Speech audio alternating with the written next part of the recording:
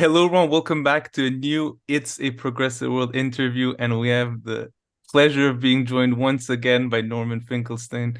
As always, I don't think you need any introduction, Norman. Anybody who watches this podcast would surely know about you.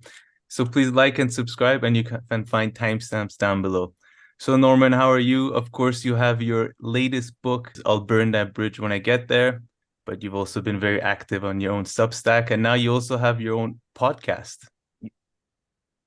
Uh, it's making me sound more productive than I actually am. I try hard to work hard, but my work capacity, just by virtue of age, it's seriously diminished, which depresses me, but that's life.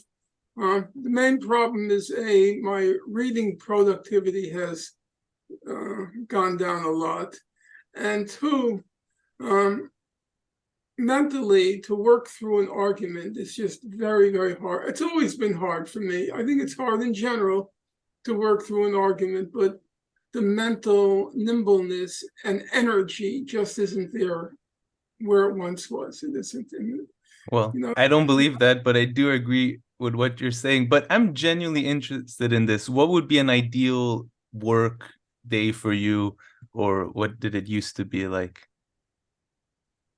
there's no generalization. In my 20s, I probably put in reading 6 to 8 hours a day. Wow. Um, but it's fallen off. It's fallen off, and um, I fight. It's not that don't have the time. I just can't do it. My mind is too tired. I'll a lot. I get up at 7:15 a.m. I go to bed around 11. I will allot in the evening, okay, 7 to 11 to read for 4 hours, but I can't do it. I can't do it. But what about But first thing during the day? during the day, first thing is email, Email, let's see. and that's very time consuming. Uh, you know what Freud talked about, the super ego. The super ego is basically when you internalize an authority figure in your life and it stands above your ego. So, for example, um, when if you internalize your mother's moral authority and you're having sex, then you start thinking about what would my mother think. That's what the ego is. It's when you internalize and a more external moral authority, and then that stands. I forgot what Freud called. He says it stands like vigil over your ego. And I internalized Professor Chomsky's uh, ethic on answering email, and it's horrible, but I do it. I do it every morning, usually around 3 or 4 hours. And Wow. that too, you can't really calculate because it's not the email. Believe me, the problem is the attachments. They say, "Oh, I Oh. just wrote a novel. Can you read it?" I have a 350-page novel to read. So the emails themselves I can get through fairly expeditiously, but it's those attachments that cast a shadow over my mornings.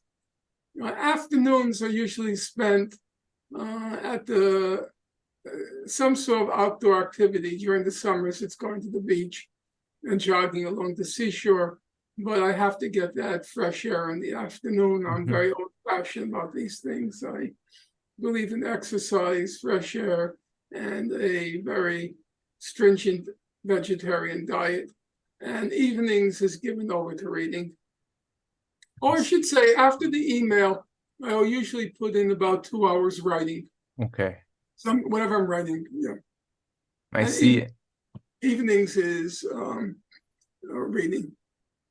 And some video recording and all that nowadays too, I guess. So that That, that takes that's a little deceptive. It's I am not a shoot the breeze kind of guy, so I have to do a lot of preparation before I do a video. And I believe me, I'm just so weighted down with guilt, whether I've read enough, whether I've prepared enough. That's my Jewish superego, the guilt um, Yeah, about my work it's ethic. it's not just a Jewish thing. I think it's a general Middle Eastern superego. I think just do more work. Sam, that was anti-Semitic. Let's move on. Ah, shit. So Norman, in your last video, I thought maybe we can in the last video that you uploaded on your own channel, which is I think an extract from your podcast, you talk about how you're going to be interviewing Cornel West, and you go through one of the key criticisms that is made towards him. And I definitely agree with you that that is nonsense. So I'll let you perhaps expand on that. Although I think there are two other criticisms that we don't hear that often anymore that I agree a bit more. But perhaps we can start with the one of him running third party and therefore him being a spoiler candidate or whatever it is that they say. I was going to write a little article. I hate to say terms like Substack. I don't even know what these things are. I have technical people who handle everything from the young people, but something called Substack. Again, that super ego. In my days, to be stacked referred to the stacks referred to the library bookshelves. The stacks, they were called. And stack meant a woman with large breasts. So whenever I hear Substack, I'm overwhelmed with guilt. I start thinking of Marilyn Monroe or something, which tells you the mind is very hard to control. In any event, I was going to write an article called "Is There a Left Out There?" Because it's so strange to listen to these young people who have no historic memory of whatsoever. Not only do young people not have a historic memory, I'm speaking very objectively. I'm not out to disparage anyone, belittle anyone, sound condescending or patronizing. I'm just speaking very objectively, I think. Not only do young people have no historic memory, what's even more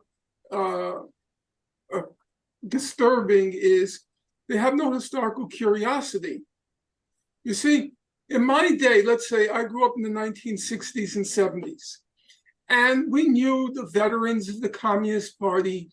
We knew the people who fought in Spain during the Spanish Civil War. We knew this, that, and other people. They were still alive, namely the people from the era of the two great struggles of the 20th century, namely the struggle against fascism and the Great Depression, the organizing of the working class in our country. So when I would meet a veteran of the Communist Party, you know, I was always so excited to talk to them, to ask them, what was it like? What was it like to fight in Spain? To go off and fight in Spain? It was a real thrill to meet these veterans of the great historic epoch that preceded my own. Young people, they have no interest whatsoever. I've never had a young person ask me, what was it like to oppose the war in Vietnam? What were the demonstrations like? What were the sit-ins like? What were what we call teach-ins back then? Nobody has any interest whatsoever. The Vietnam War can be the War of the Roses. No, really, I have no historic interest whatsoever, none. The only thing they have is this kind of, you know, the Black Panthers, because it was so cool and so chill. The afros, the guns, which is all just telegenic. There was no politics there. I don't entirely fault the left when I say, is there a left out there? Because they have no concept of what a left is. But it was just part and parcel of being a leftist. And you folks in Iran, in any country, knows that part of being in the left was in the periodic electoral cycle. The left always ran its candidates. That was just a standard. Third party, you could say third minus party. I mean, these were groupuscules, as the French would call them, these very tiny groups. But the electoral cycle was an opportunity to put forth your ideas, to have a platform to reach people. And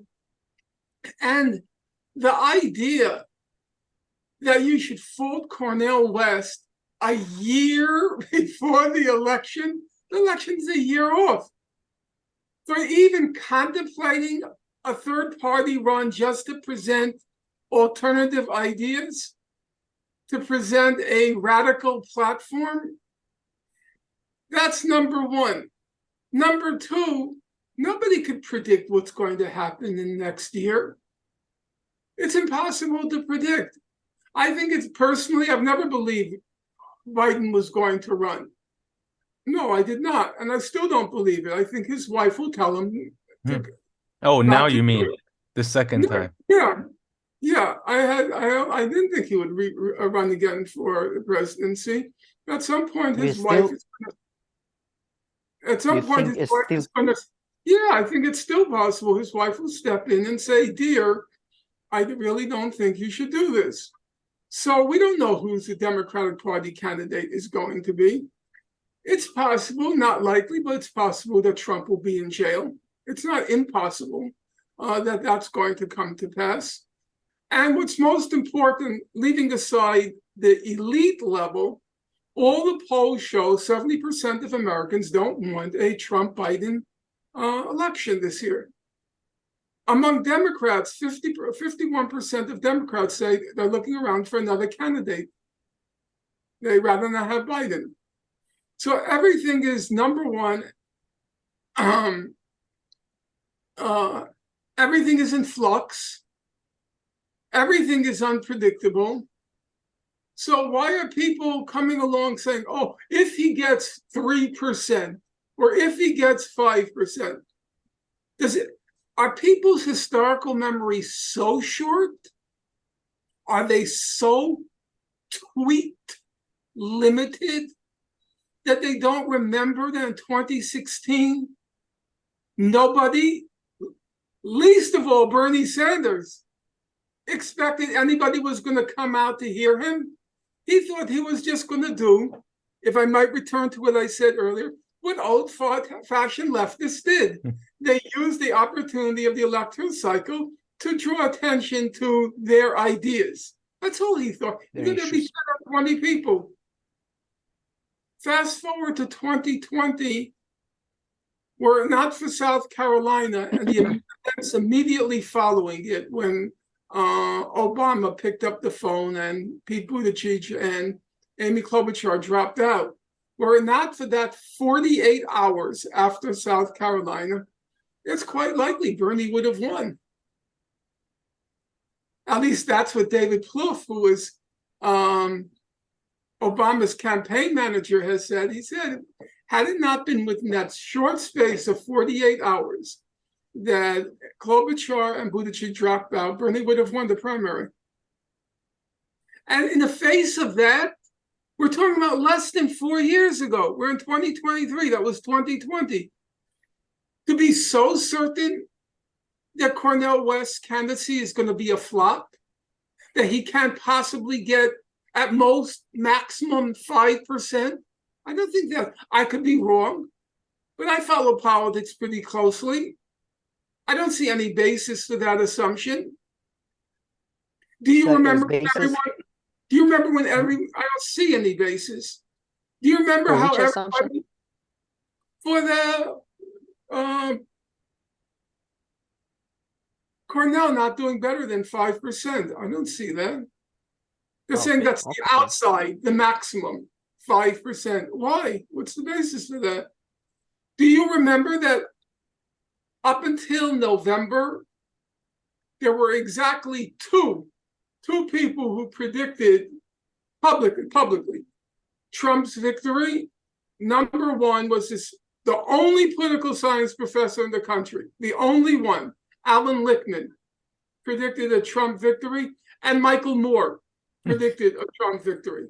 That was it. So whence this certitude that Cornel West is going to flop. Why are you giving in? That's one side of the story. The other side of the story is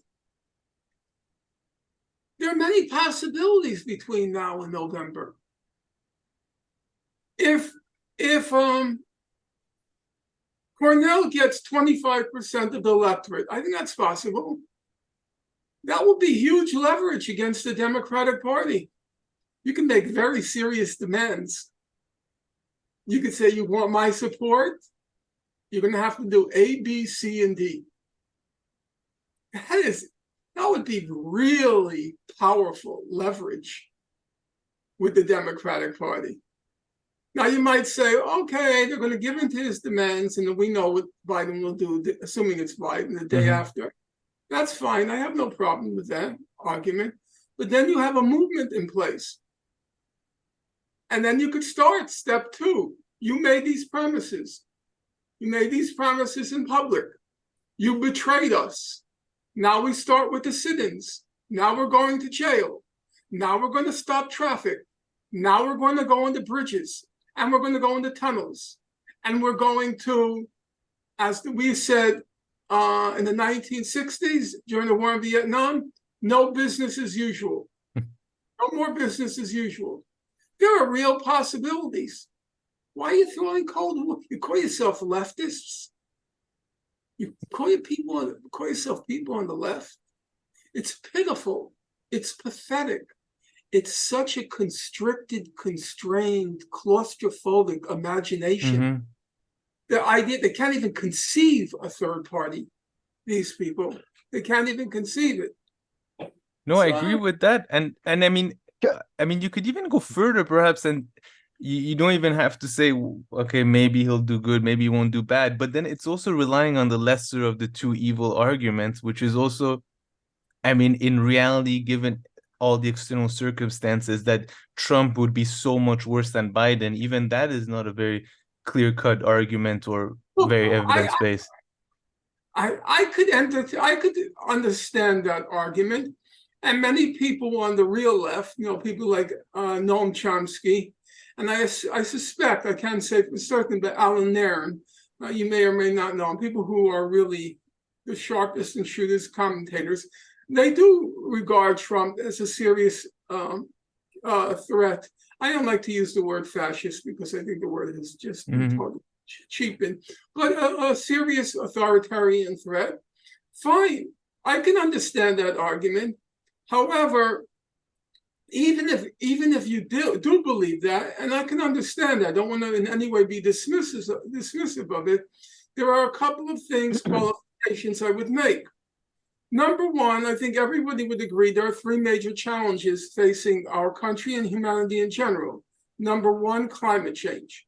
Number two, nuclear conflagration. And number three, at least in the advanced capitalist world, the fact that the economy no longer satisfies the basic needs of the overwhelming number of.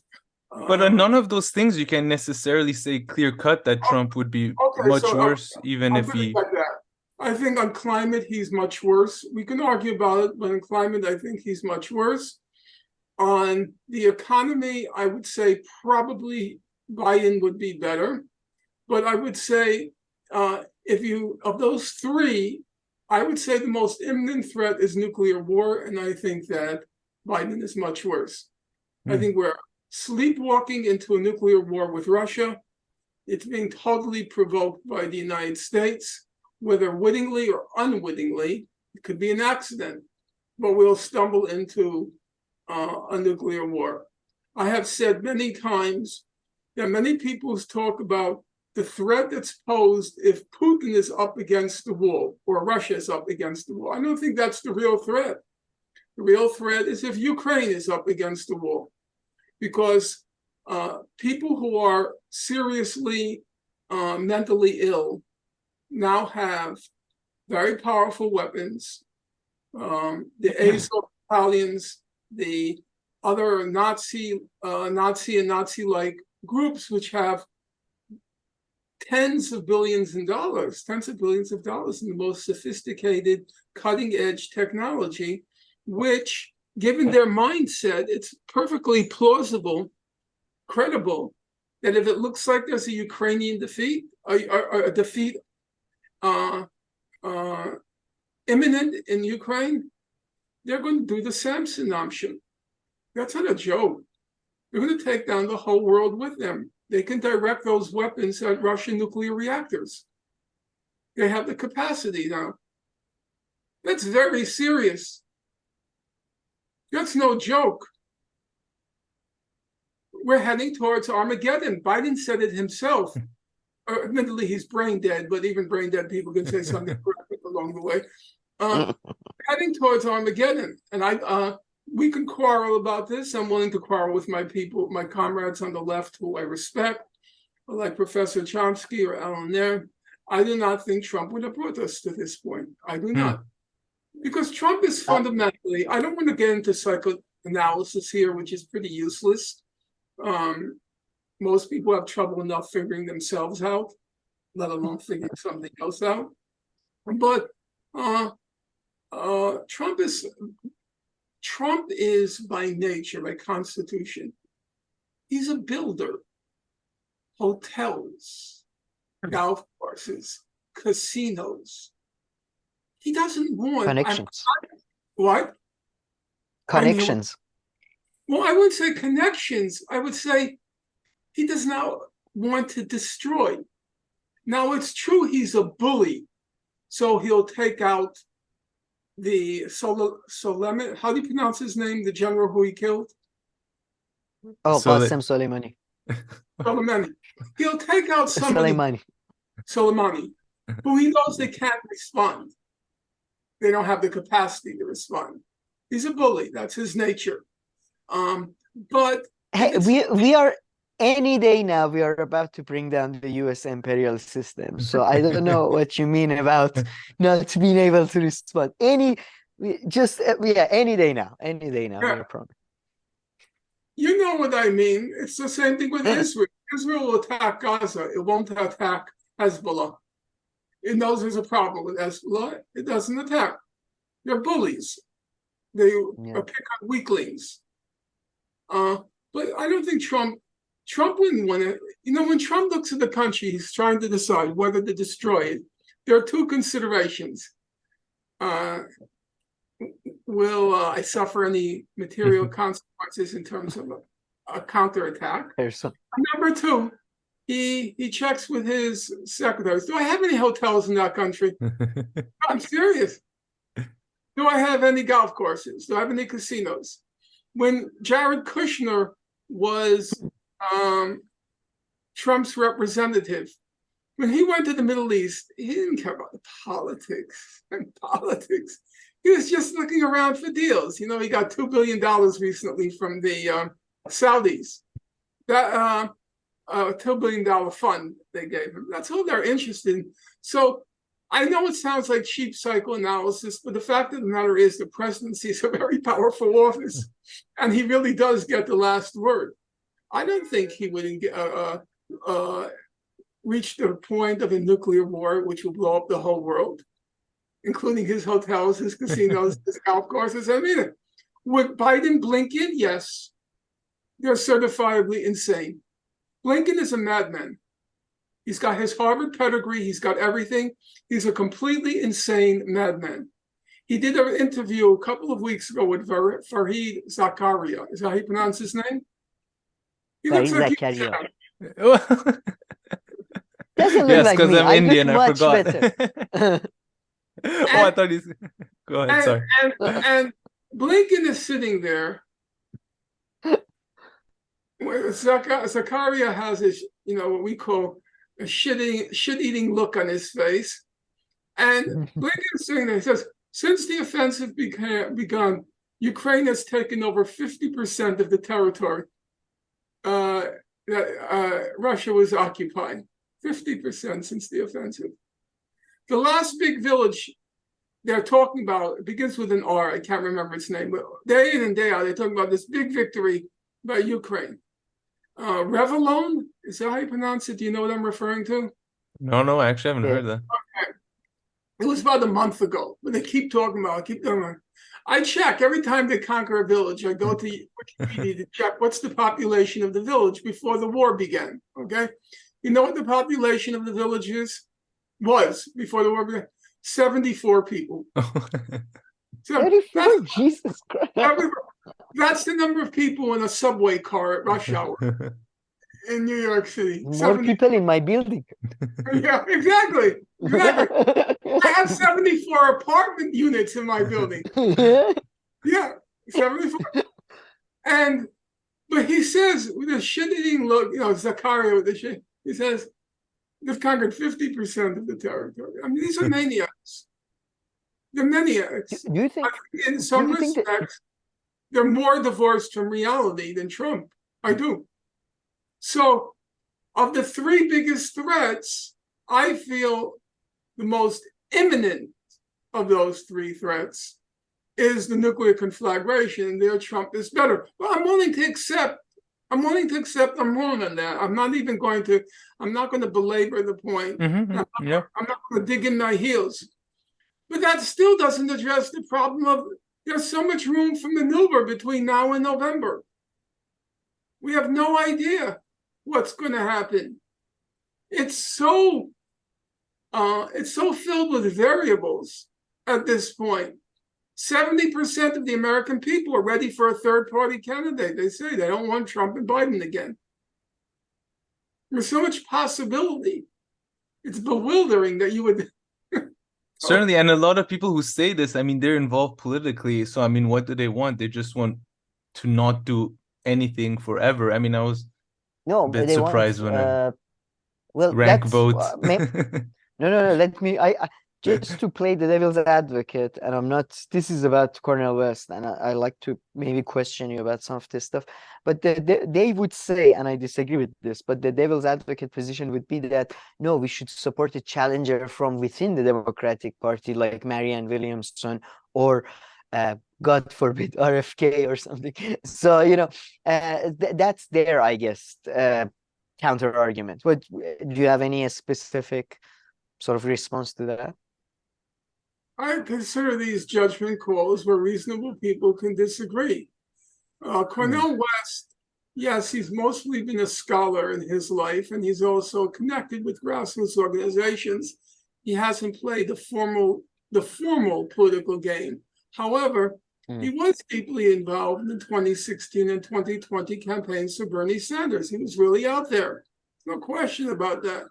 And he reached a conclusion. He was on the platform committee representing Bernie's constituency, or contingent, however you want to put it, on the platform committee of the Democratic Party.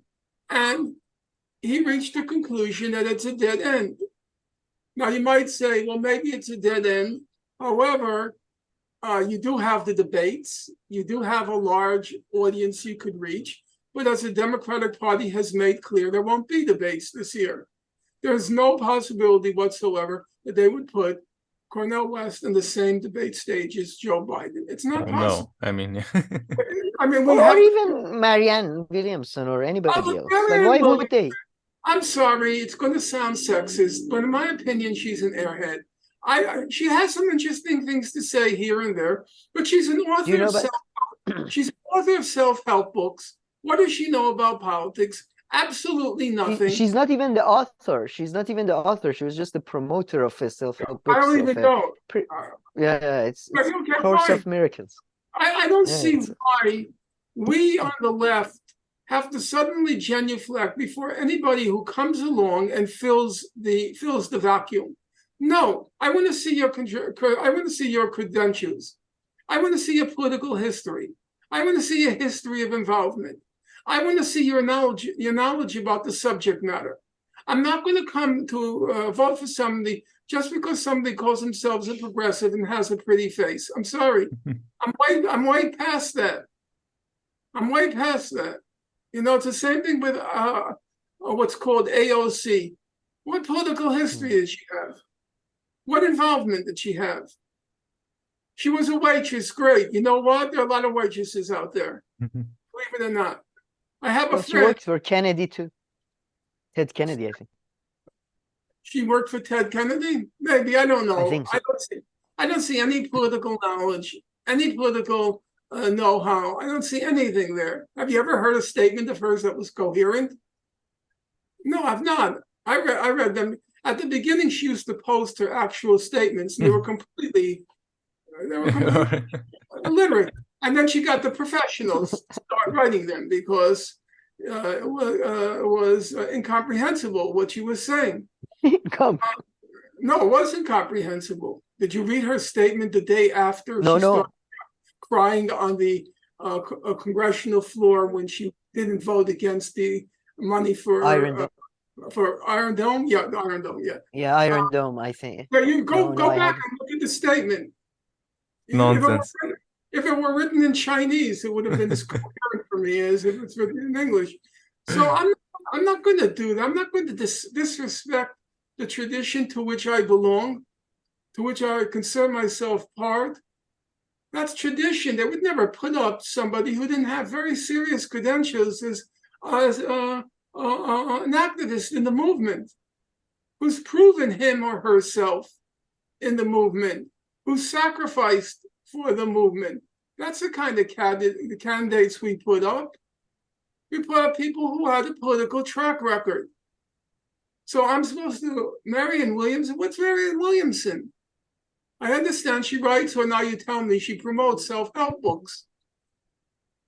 You know, occasionally she'll say something that's intelligent when it comes to her discipline, so to speak. So I thought during the initial presidential debates, when everyone was talking about Medicare, Medicare for all and things in a single-payer system, she said, well, you know, I think we also have to ask the question why so many people are seeking so much medical care and seeking so many medications and things like that. I thought that was an absolutely correct question.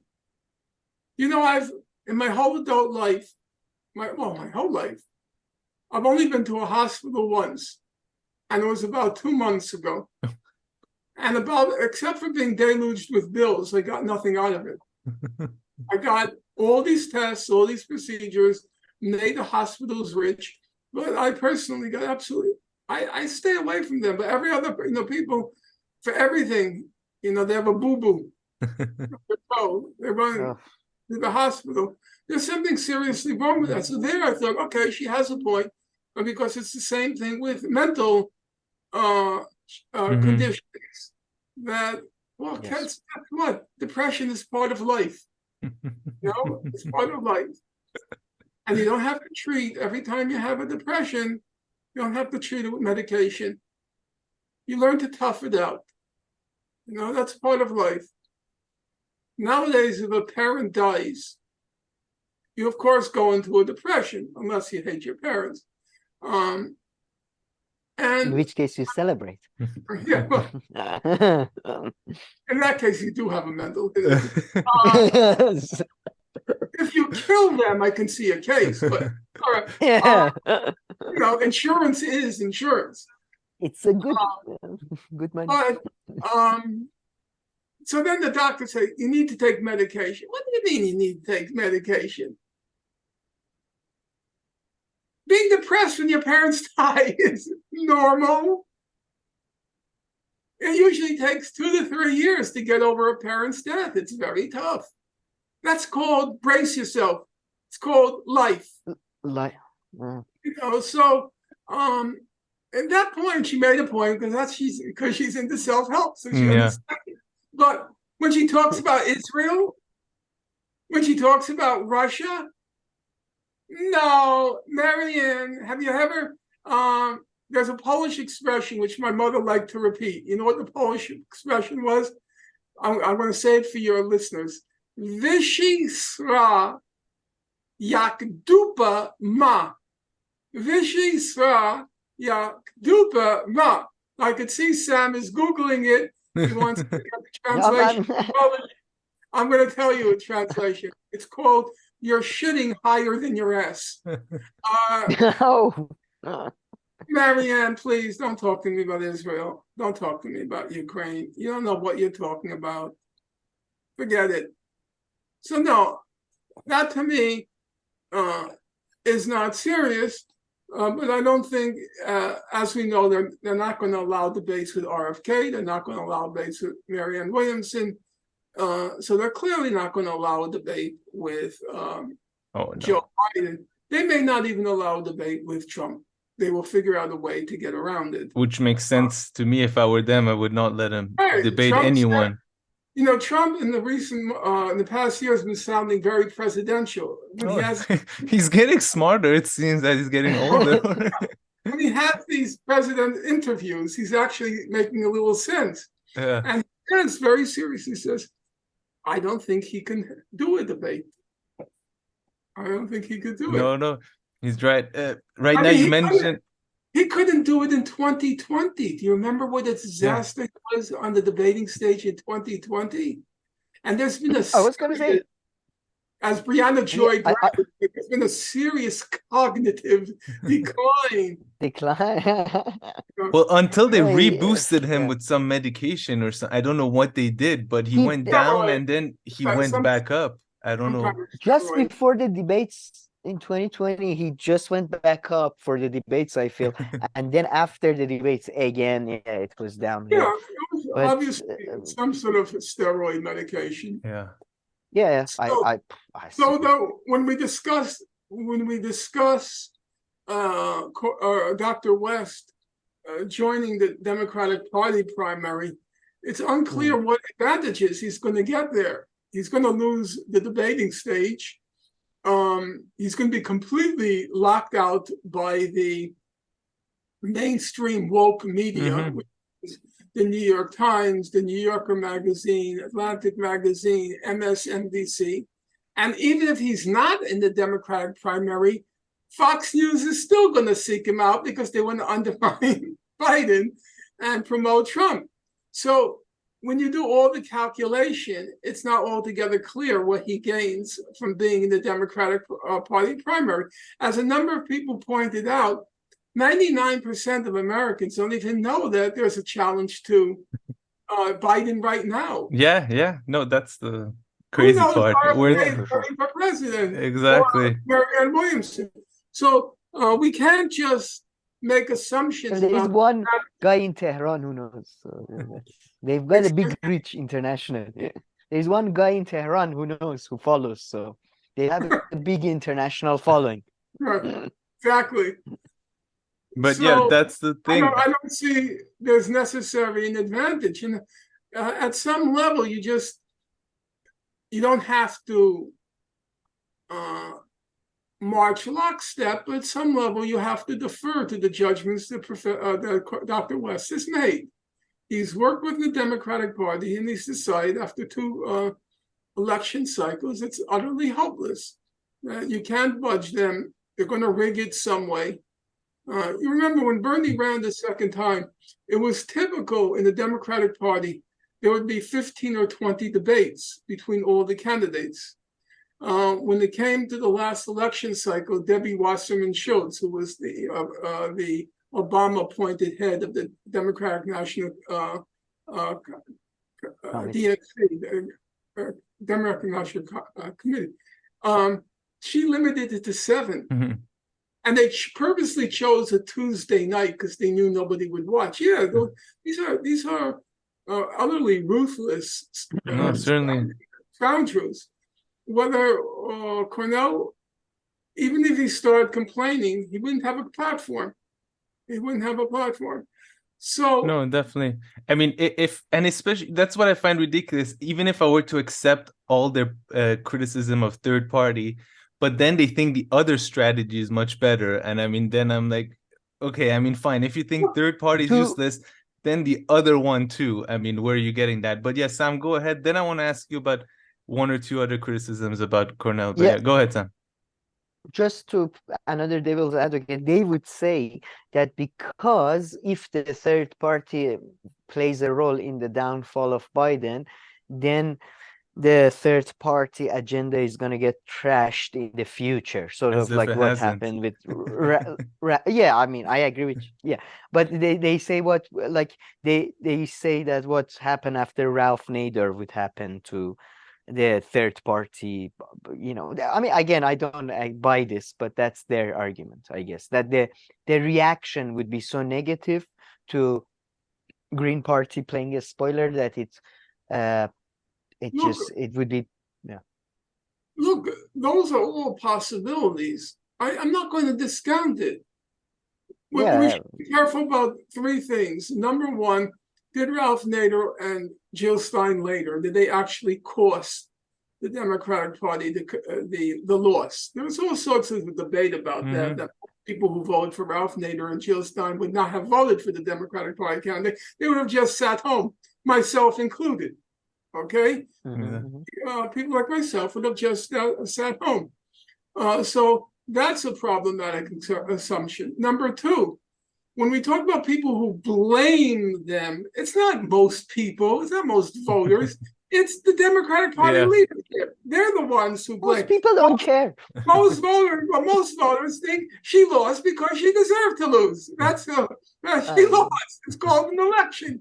And if you lose an election, you probably deserve to lose the election. So when you talk about the attacks, they come from the top. They're not coming from most people. They're not like suddenly disillusioned with the left and disillusioned with third party. That's complete crap. 100%. They don't even remember that. People's memories are so short. No. Before Ralph Nader, everybody was a communist. I don't think you remember. Exactly.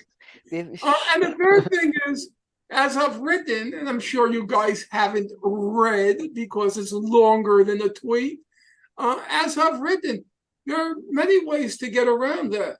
Here's an obvious strategy. The strategy is, as election day approaches, Cornell has a considerable constituency behind him. He simply says, I will endorse Biden if, and then he chooses the issues which resonate most with Biden's base. We all know overwhelmingly Biden's base supports Medicare for all.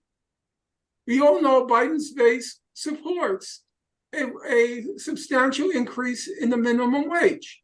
And then Cornel West says to Biden and the Democratic Party leadership, you take these on board, these demands, and I'll tell my supporters to vote for you. If you don't take them on board, then you're the spoiler because your own constituency wants the demands that I'm articulating. It's not just my people, it's your people.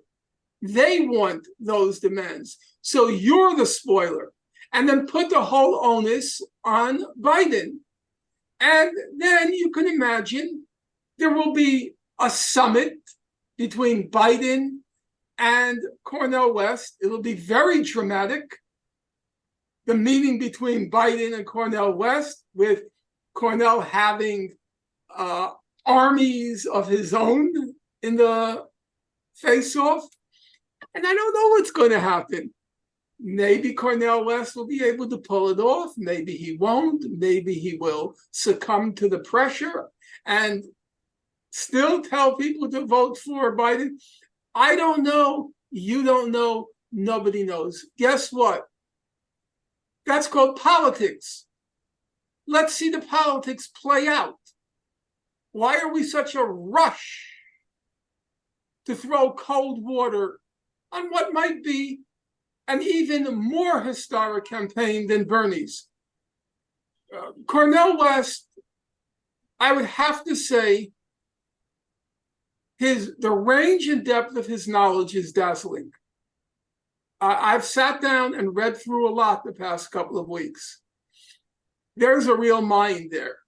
It's a very solid mind. It's very hard for people who have racialist prejudices to see that. I sat down and I read it. And I have to say, it's a very humbling, daunting experience to see his range of knowledge, to witness in print his range of knowledge. He also has huge connections on the ground. He said at some point that for a large chunk of his adult life, are you ready for this? He was Please. giving Oh, yes. 150 lectures a year around the world. That's like one every 2.5 Yeah. days. Do you know how many people he's reached on a personal level? How many people are ready to go out there for Dr. West, who has touched them personally? There is a real potential there. So the mind, first ranked by any standard, the life experience, he's 70, the people he's reached, probably in the millions. The only one I could think of who had that reach at a popular personal level is Professor Chomsky, who was always going Oh, around the world, yes. everywhere. Yeah. So I would say on that level, um, No, there he's is a certainly very there's a popular. comparison to be made. So there's so many possibilities, so many variables. Everything is in such tumult and turbulence, and you're saying, don't run. No, Left? Is there a left out there? that is ridiculous. But so Norman, I had one criticism I want to run by you, and then I have two more, but depending on how this one goes, maybe I won't bring up the other two. But one thing that put me off a little bit of Cornell's candidacy is the fact that he joined that other People's Party at first, and then within a week he made the switch. And it kind of seemed to me that he hadn't done his, let's say, due diligence or thought it through properly and was kind of like, hey, let's do this. And then he said he had a conversation with Chris Hedges, and therefore he decided to switch to the Green Party, which of course made more sense. But I was quite put off a little bit by that, by the fact that he had done that, and seemed like it was a bit of, not having thought through it. What do you make of that? I think that's absolutely true. Why should we credit him with supernatural powers? I said to you earlier, when Bernie went out in 2016, he had no idea what to expect either. We remember the 2020 campaign. By 2020, 4 years had elapsed. And he was ready to put together a polished campaign the second time around. So I think it's perfectly plausible. Look, in my day in the 1960s, all the anti-war people used to run on these platforms called the Peace and Freedom Party, the Peace and Justice Party. It would be anti-war activists, people, you won't know them, so it's silly to mention the names, but the most famous of them that you would know would be, let's say, in the Communist Party, Angela Davis and a guy named Gus Hall. So everybody just went out in parties, never expecting to win, but knew they had a constituency among the counterculture, what we call the counterculture, and the anti-war movement. So I think initially, he just thought, they asked me, what the hell? I have the time. Why not do it? But it doesn't seem too serious. No, I mean, hey, I don't know what will come of it. I've said that. Oh, yes, yes. Did Bernie think he was going to be president of the United States when he went out in 2016? He's the first one who said, of course not. Yes, but I don't know. I don't know about that comparison, though. I mean, I understand what you're saying. Who knows what's going to happen? But, knowing about the People's Party and their past, and then he kind of said he hadn't known anything about it. I mean, Yes, Bernie knew what he was getting himself into. He didn't know how successful he could be. He did not know what he was getting into. Forget that. He thought, look, the Democratic Party, Marianne Williamson is a candidate for the Democratic Party. Any flake can come along and run in the Democratic Party. It's a very open party. Not that if you're going to win, it's going to be very open, then it'll be very close.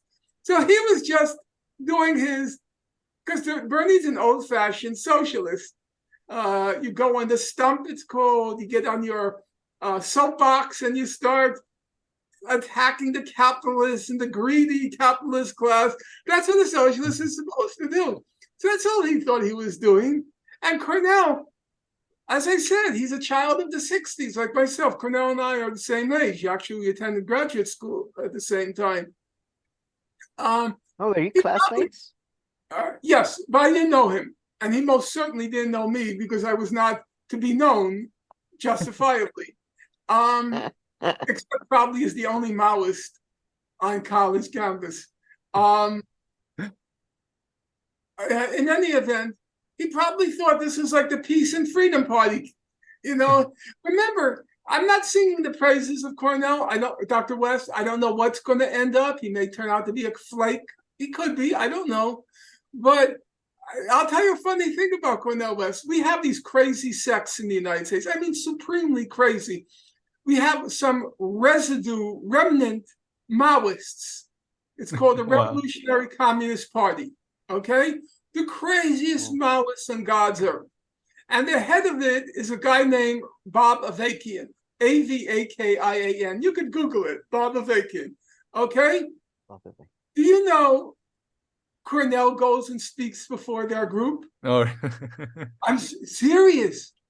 I'm thinking to myself, Cornell, what are you doing? He's a complete lunatic. There are 4 voters. There are 4 voters. Exactly. And 3 of them haven't yet registered, even though they're 78. Oh, I'm serious. You don't know these folks. I mean, Bacon is a nut. He doesn't say, Cornell, to his credit and to his discredit, he believes in talking to everyone. He does. I mean, I'm not singing his praises because I don't really agree with him on that, to tell you the truth. Because he says he'll sit down and talk to the member of the KKK, the Ku Klux Klan, the ultra-white supremacist group in this country, and try to convince them.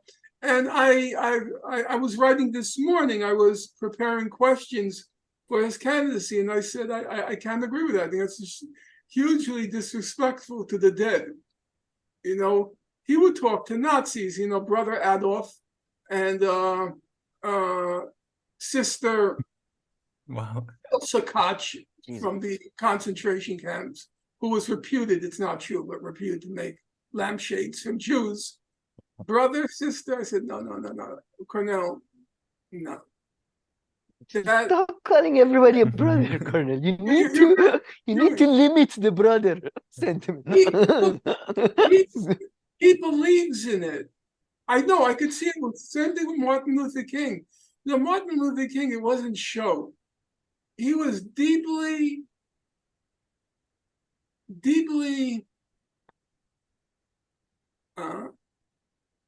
saw the good side in people, kinda, or to believe that everybody, condemn the sin, forgive the sinner.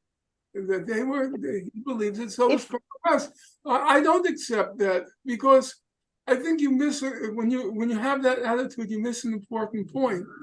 Now, I don't want to get emotional about it, and I'm not going to get demagogic about it, but there's something about respect for the dead.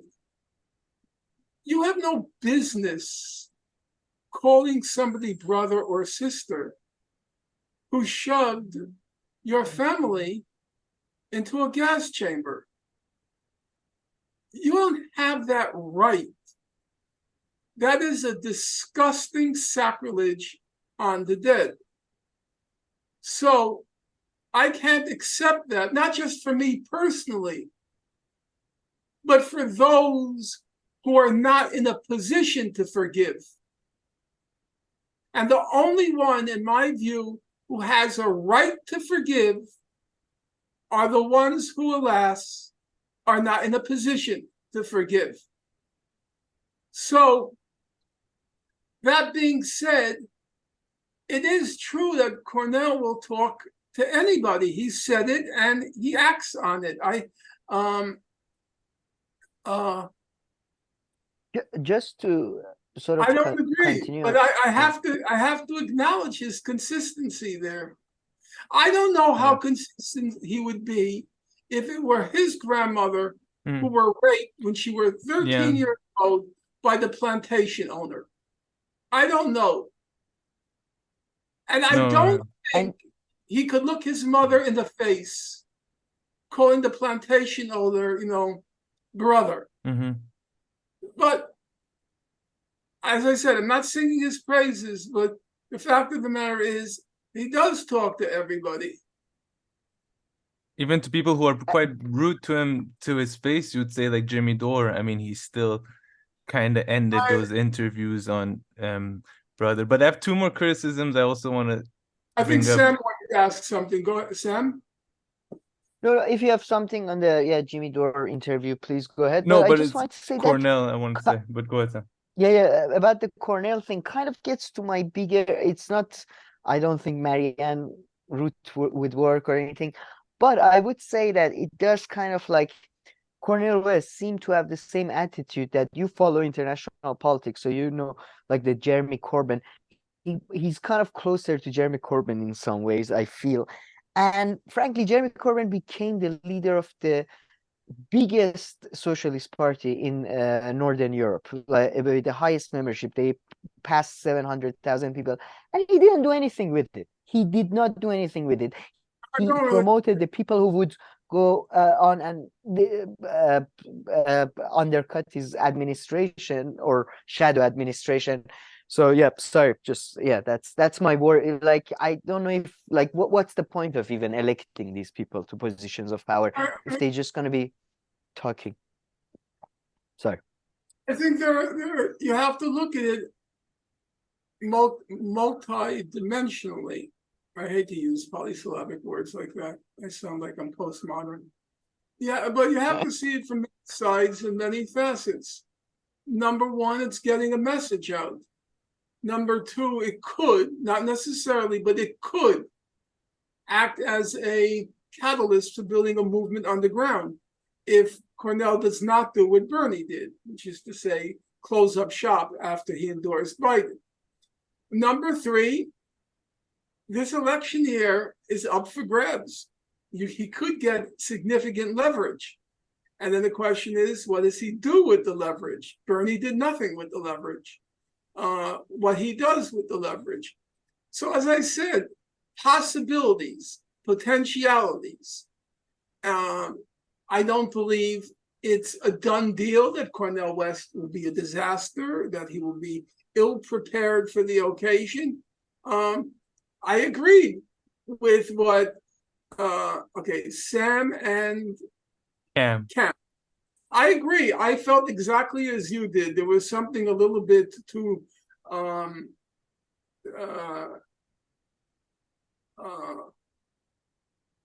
not glib, but Tamed. Say it again. Unserious. Tamed. Unserious about Cornel West.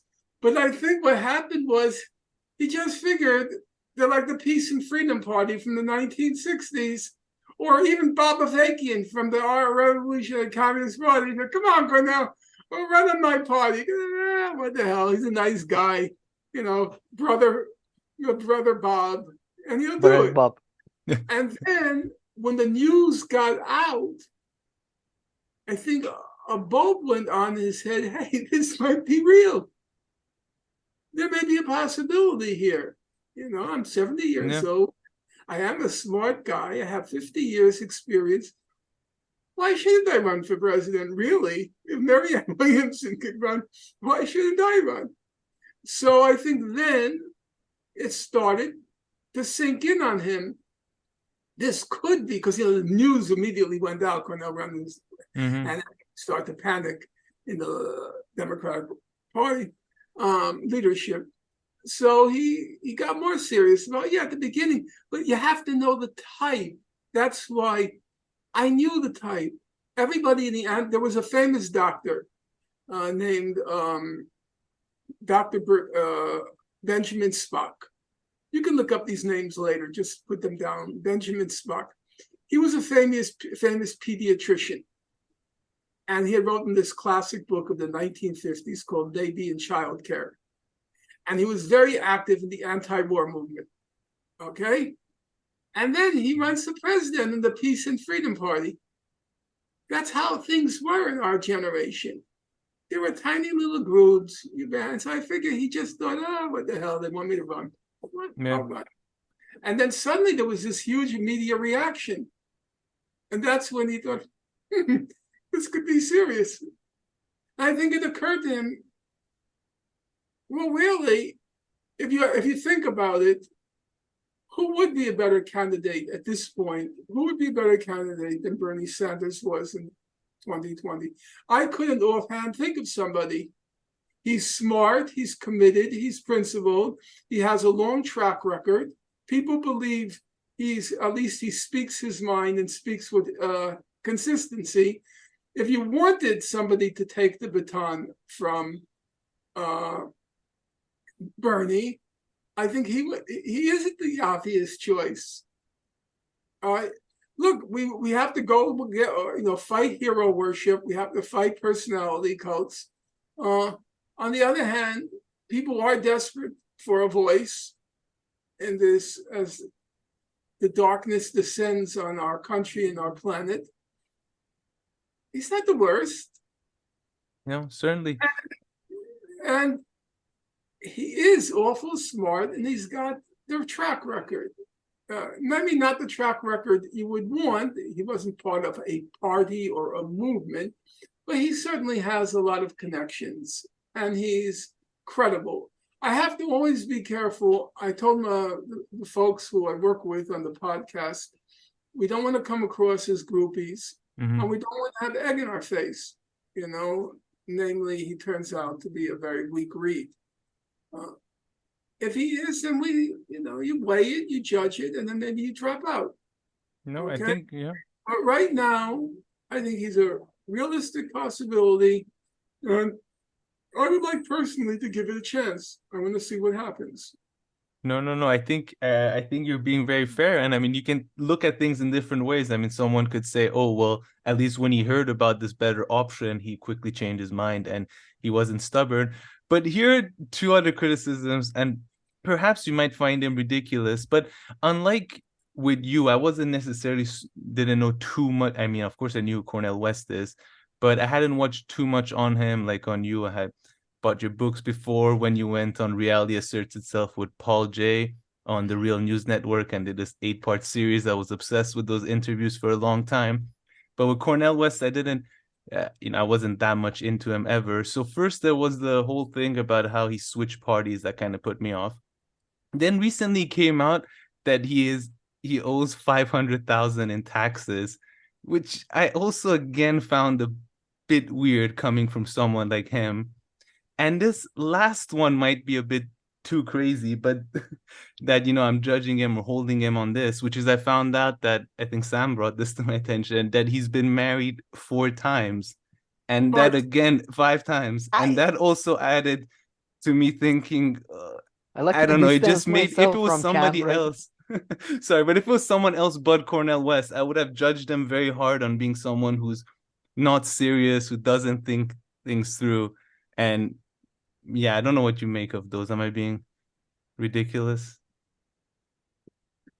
The last one was just a fun gossip. I like to add. I was not. I don't know. Is it a fun gossip? Everything says something about you. For me, everything says something about the person. I don't know.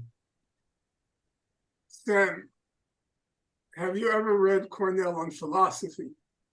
No, I will admit. What do I say? Cornell likes to say, we're all cracked vessels. Now that might be a cop-out, but there's I want to be serious about the question. You know, and I know everybody's got skeletons in their closet. You know, and I know everybody under a microscope is not going to look very good. You know, and I know that the hatchet people of the Democratic Party are doing everything they can to dig up dirt on Cornell. And if that's the best they can come up with, I would say it's a relief, frankly. No, I'm serious. That would be a relief if the worst thing I can come up with is he owes back taxes. I'll tell you, I recently read the new biography of Martin Luther King. Awful. It is so awfully written. Who wrote it? Everything is a wooden declarative sentence, no metaphor, no simile. I felt it was so much less than Dr. King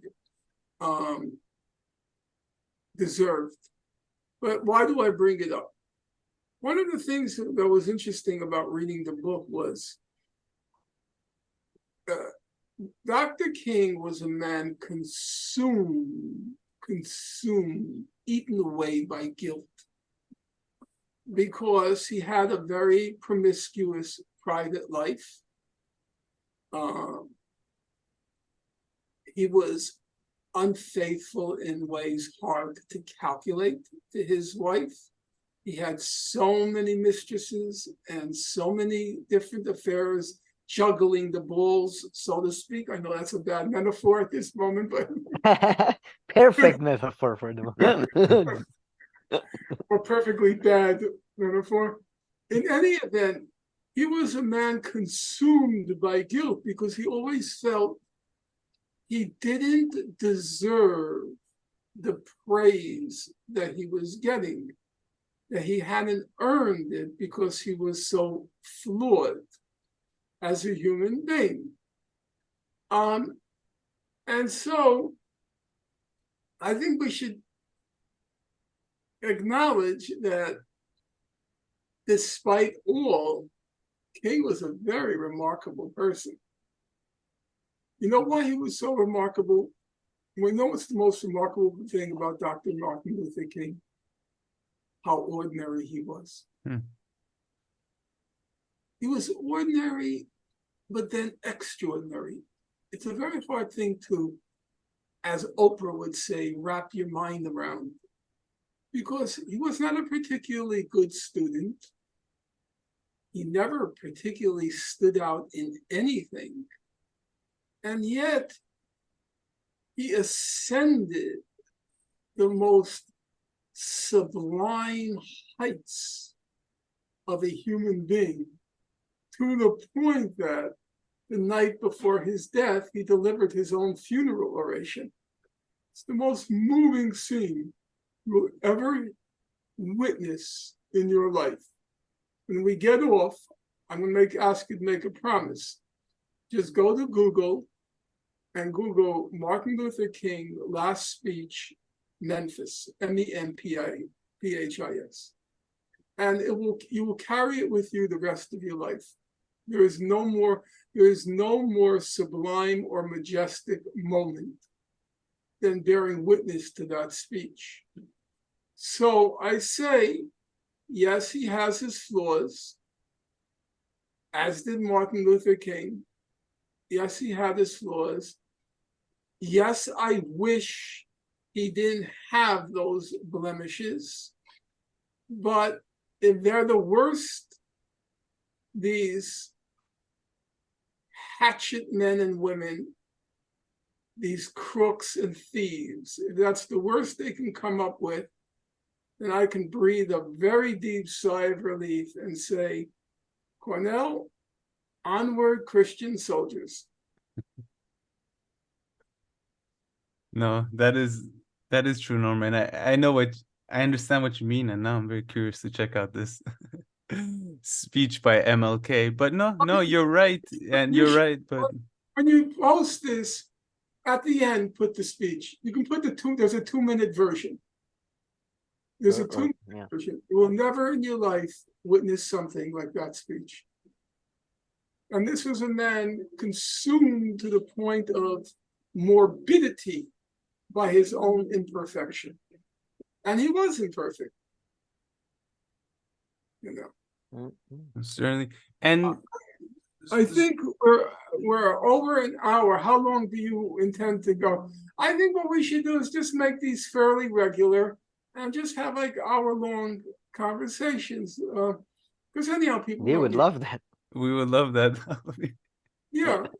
I think this one ends in a good note. Definitely. That would be amazing. Just the tiniest. But we did read. Just before we did read your affirmative action article, which was fantastic. And I suggest everybody read your article. It's kind of like a murder mystery, almost like a detective, just, giving you evidence and all that. I Well, really like your style, well, but personally, Sam, that's actually a sharp remark. You know why? oh, Because that's thank you. exactly what happened. I just didn't know where I stood. So I sat down, I started to read it.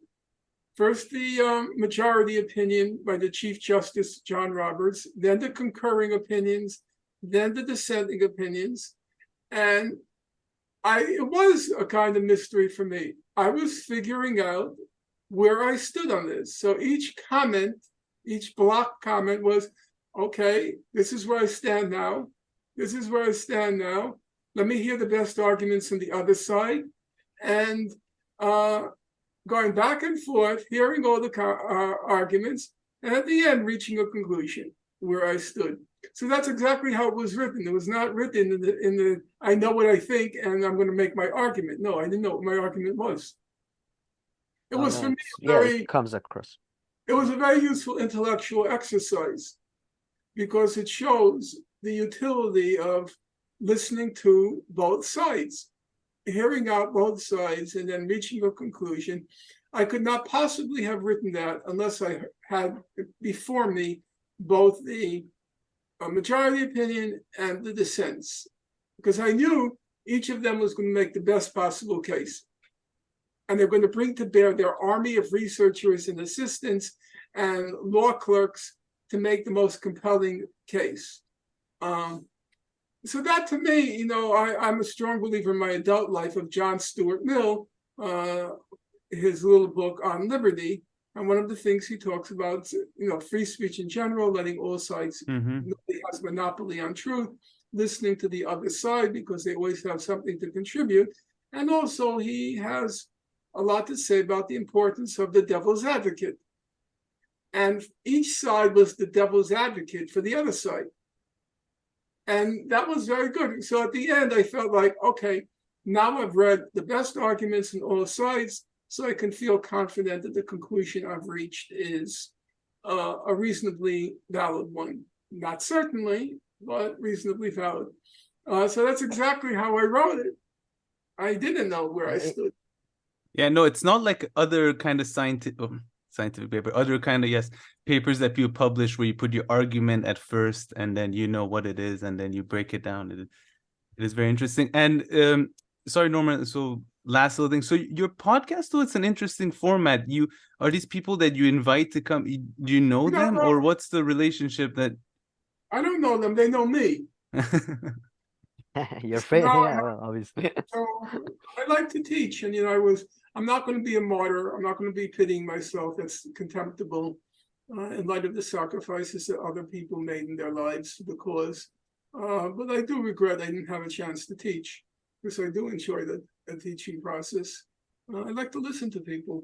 I like to listen to their arguments. No, you certainly do so also in Are those podcasts, those, but you do some teaching. Your students? Excuse me? I didn't hear what you just said. No, so I asked, are those your students? And No, I think no, Kamir was gonna ask. No, just people from around the world. I see. Oh, no, okay. Sorry, I was just saying, I mean, you still do some teaching, though, if I'm not mistaken. Yeah, but I wasn't hired again this semester. So I see. Yeah. That's Are insane. you That's do you wow. still go to Istanbul or Turkey? I remember reading but I won't be going. Yeah, there was a period when I was going back and forth to Sakarya University in Turkey. I will be going to Doha in December. And I was thinking, I have three. Maybe I could come. Well, there are three possibilities right now, and they're totally speculative. Totally speculative. One, if it goes well in Doha in December, I might ask them to teach January to May in Doha. The two places I'm in contact now are Qatar University and Georgetown University in Qatar. That's one possibility. Another possibility, I might try to work for Cornel West's campaign. Oh, that would be fun. It would be interesting for me, and assuming Personally, Qatar is better. For me, it's better if you come to Qatar. So I don't know.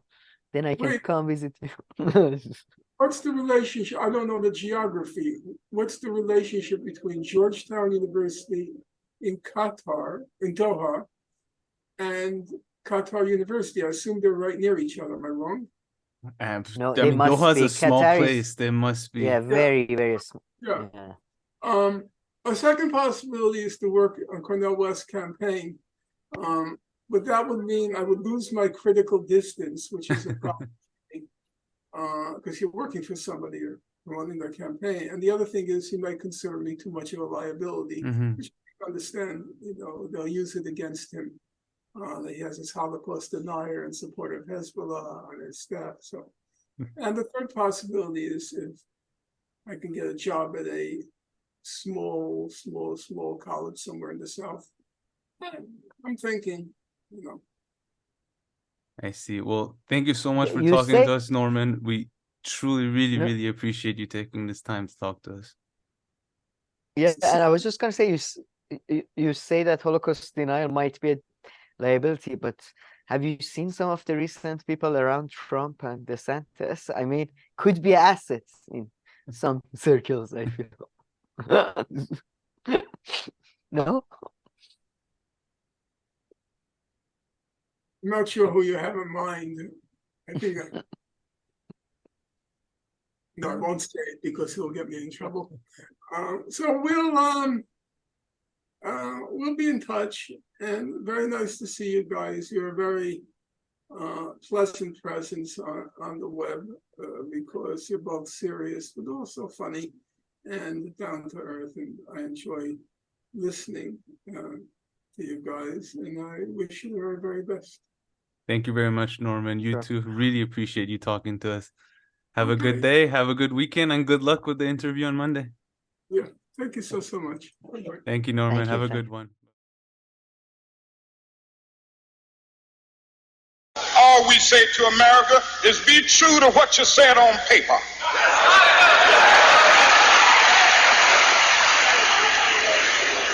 If I lived in China or even Russia or any totalitarian country, maybe I could understand some of these illegal injunctions.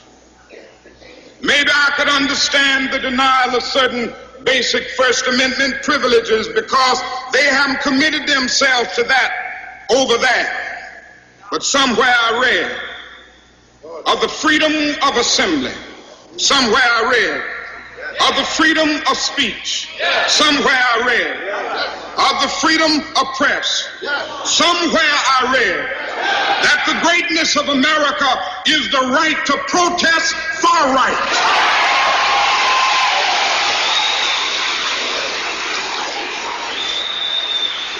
And so just as I say we aren't going to let any dogs or water hoses turn us around, we aren't going to let any injunction turn us around.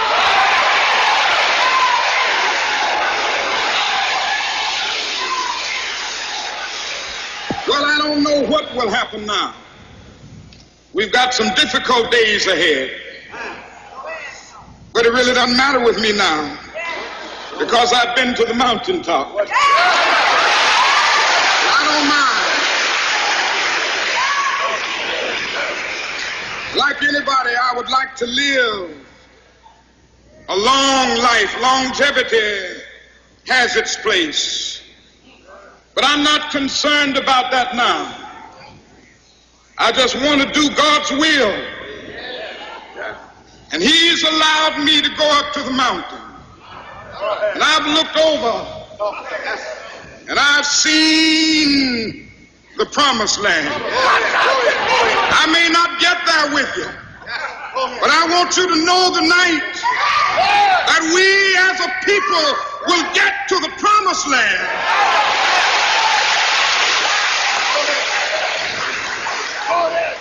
So I'm happy tonight. I'm not worried about anything. I'm not fearing any man. Mine eyes have seen the glory